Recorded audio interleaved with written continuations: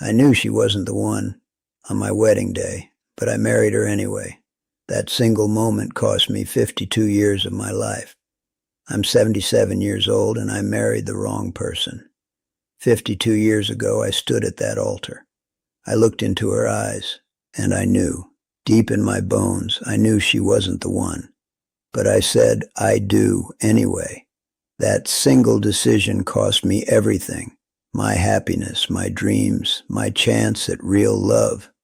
And I'm going to tell you exactly why I made that choice, so you never make the same mistake. This might upset you. It might make you uncomfortable. Good. Because if you're in a relationship right now wondering if they're the one, you need to hear what I'm about to say. I wasted 52 years of my life with someone I didn't love. Not really. Not the way love should feel.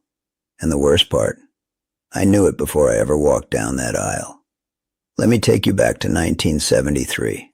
I was 25 years old, young, stupid, terrified of disappointing people. Her name was Margaret. We'd been dating for 3 years. Everyone expected us to get married. Her parents, my parents, our friends, the whole town, it seemed. But there was someone else. Sarah. I met Sarah at a bookstore 6 months before my wedding. She had this laugh that made everything feel lighter. We talked for 4 hours that first day about books, about dreams, about life. I felt more alive in those 4 hours than I had in 3 years with Margaret. Sarah made me feel seen, understood, like I could be exactly who I was. But I was already engaged. The night before my wedding, I stood outside Sarah's apartment. My heart was pounding. I wanted to knock. I wanted to tell her everything. I wanted to run away with her and never look back. But I didn't knock. I turned around, walked back to my car, and the next morning I married Margaret. Because that's what everyone expected, because I was too scared to disappoint them, because I told myself, love grows, give it time. I was wrong. Love doesn't grow when the seed was never planted. I spent 52 years trying to force something that was never meant to be.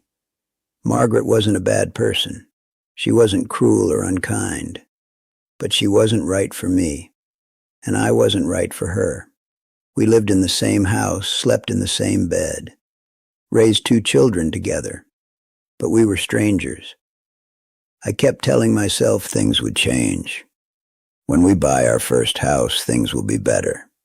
When the kids come, we'll feel closer. When they leave for college, we'll reconnect. When we retire, we'll finally be happy. So I waited, and waited, and waited. But that day never came. We went through the motions, birthdays, anniversaries, holidays. We smiled in photos. We held hands in public. We played the part of a happy couple. But at night, lying next to her, I felt completely alone. I thought about Sarah, more than I should admit. I wondered where she was, if she was happy, if she ever thought about me. I never reached out. I told myself it was the noble thing to do, the right thing, but really I was just afraid. Here's the lie that destroyed my life. Staying is the right thing to do. I told myself I was being honorable, loyal, a good man. But staying in a loveless marriage isn't honor. It's cowardice dressed up in pretty words.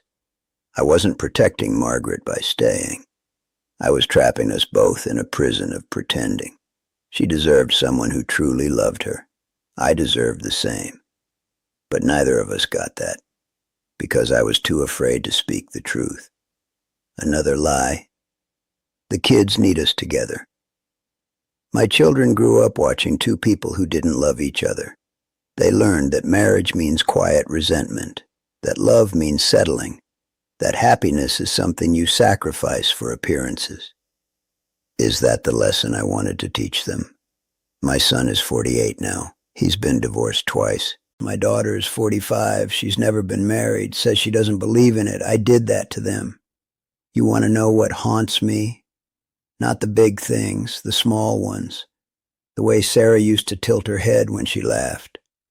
I never saw that again after that night outside her apartment. The trip to Paris I always dreamed of taking.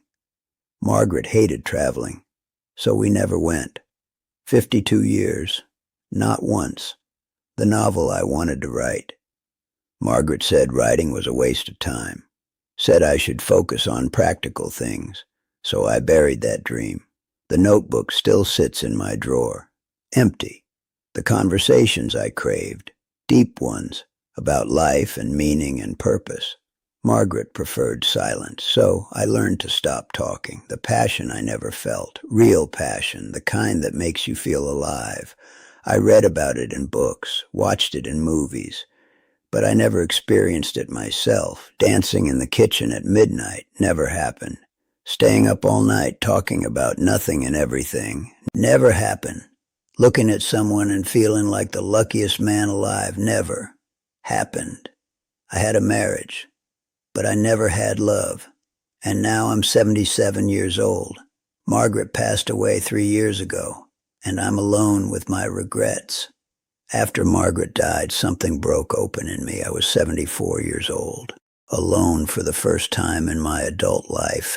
And I did something crazy. I found Sarah. It took me 3 weeks of searching. Social media, old friends, phone calls. She was living in Vermont. Widowed. Still had that same laugh. We talked on the phone for 6 hours that first night, just like that day in the bookstore 52 years earlier. She told me she waited for me. For 2 years after my wedding, she waited, hoping I'd come back. I didn't. Eventually, she moved on, married someone else, had a good life, but she never forgot me either.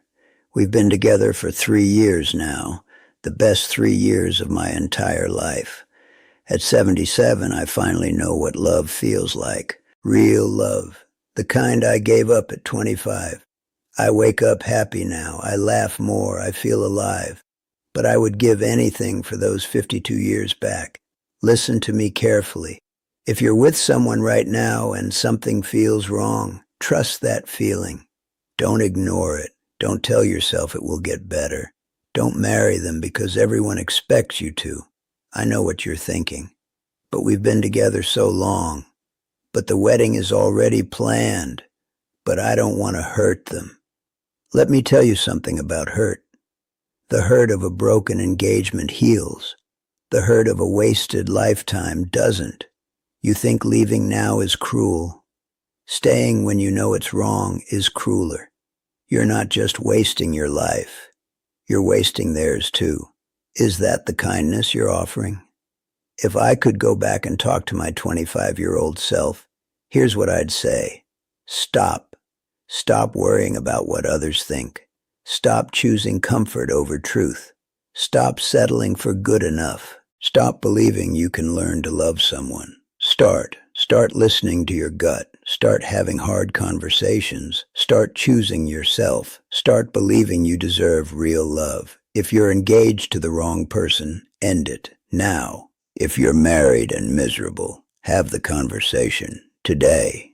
If there's someone you let go of, reach out before it's too late. Don't wait 52 years like I did. I'm 77 now. I've been truly happy for only 3 years. 3 years out of 77. That's the math of my life. But you know what? These 3 years have been worth more than the previous 52 combined. I finally understand what I was missing. I finally know what love is supposed to feel like. And I finally forgave myself for being afraid. The irony isn't lost on me. I had to lose everything to find what I always wanted. You have a choice right now.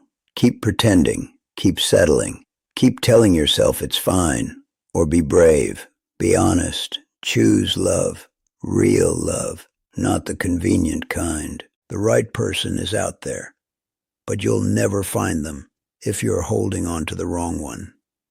Don't be 77 with 52 years of regret. The permission is granted. Now go live. If this story touched something in you, share it. Not for me, for the person who needs to hear it today. Subscribe for more truths. Comment below. Tell me your story. Are you with the right person? Do you have regrets?